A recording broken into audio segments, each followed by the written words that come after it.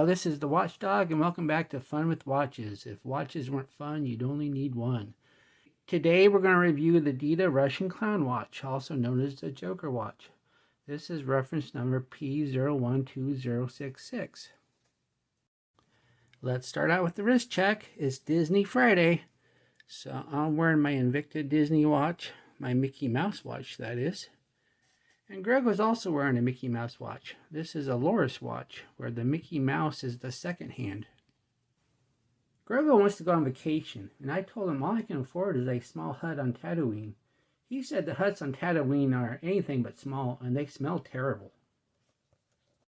Here's the watch. It comes in this nice little box. I was surprised it came in a box. I was expecting it to come just in a plain wrapper. It says Dita Original Design. Well, there's nothing original about this design. It's a blatant homage to the Konstantin Chaikin Joker watch. Where the original Konstantin watch is an automatic, this is just your basic quartz watch. It's in the very affordable range. It's less than $30. When I saw it on AliExpress, I was curious about what it would actually look like, because a lot of times you'll see a picture on AliExpress and it'll be just a Photoshop image of the actual watch. But no, this is the watch that was on the AliExpress website, and it looks pretty good. I think they really nailed the look of the Konstantin watch, if not the actual function or craftsmanship of the original. The watch is 41.8 millimeters at the bezel, 47.8 millimeters lug to lug, 10.8 millimeters thick. It has a 20 millimeter lug width and weighs 67 grams, so it's fairly light. The watch has two crowns. That's because it has two movements, one movement for each eye. Being a watch this affordable, they couldn't make any mechanism to control both eyes with one movement. That would have been cost prohibitive. And since the original watch has two crowns anyway, this kind of works out. Although the original watch, the second crown is to move a moon phase for the tongue. This watch here, the tongue just moves freely. It has no purpose other than decorative. In fact, you can hear it when it clicks against the side of itself. This watch has a unique design where the left eye is the hours and the right eye is the minutes. And like I said, it has two movements, so each eye is set independently. The bezel in the case is just a chrome-plated alloy, and the original watch has playing card symbols on the bezel. As you can see, this bezel here is just plain as can be. The specs say sapphire crystal. No way. There's no way this is sapphire. But just for grins and giggles, let's go ahead and test it. Okay, I have my diamond tester. And as you can see, not sapphire. Now, I don't know if this was a deliberate lie or just sometimes when they convert the Chinese to English, some things get lost in translation.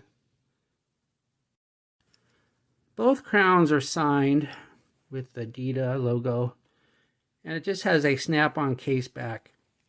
And it just provides the bare minimum of water resistance. The strap is just a faux leather. I don't see anything that says leather on it. And it's fine. It's got the tie and the collar. So it looks pretty good. This deployment clasp, it did not come on a deployment clasp. I put it on it. I'm a big fan of deployment clasps on leather straps. I think it just makes it so much more convenient to put the watch on and off. Plus it preserves the straps because you don't have to bend it to put it in the first keeper. Plus you can get these clasps for $2 to $3 on AliExpress.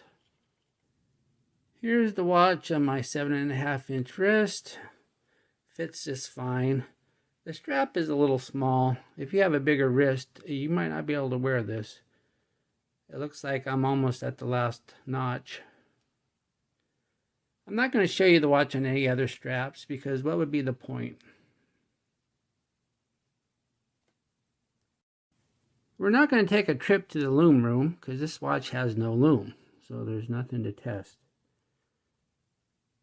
What do I like about this watch? Well, they nailed the look. It looks a lot like a Constantine Chaikin watch. And that's about it. That's about all I like about it. There's nothing else really spectacular about it. I guess the strap looks okay. It looks pretty good for the price you pay for this watch. What are my gripes and groans? 2 movements. So basically when your battery dies, you got to change 2 of them.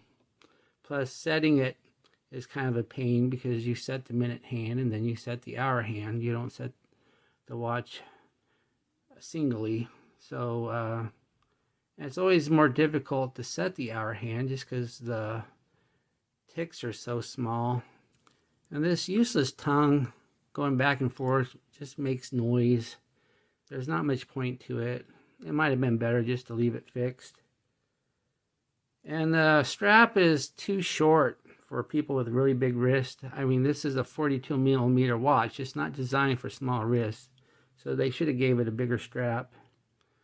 And no loom. It would have been nice if they would at least loom the eyes and then you could see it in the dark, which would have been a pretty cool effect. Do I recommend this watch? Well, it all depends on how bad you want a watch that looks like a Constantine Chaikin watch. Because it does look like it. But if you're not a big fan of this design, then there's nothing about this watch that's going to win you over. I definitely would not recommend this as your primary watch. It's kind of cool to have if you have a watch collection and want to just wear something different every now and then. But if this was your only watch, I would probably say no way. Well, thank you for watching my review. Be sure and like and subscribe to my channel, and I'll be back. I have another unboxing for you next. I got a watch sitting on the shelf over there that should be a little bit more well received than this one. Bye.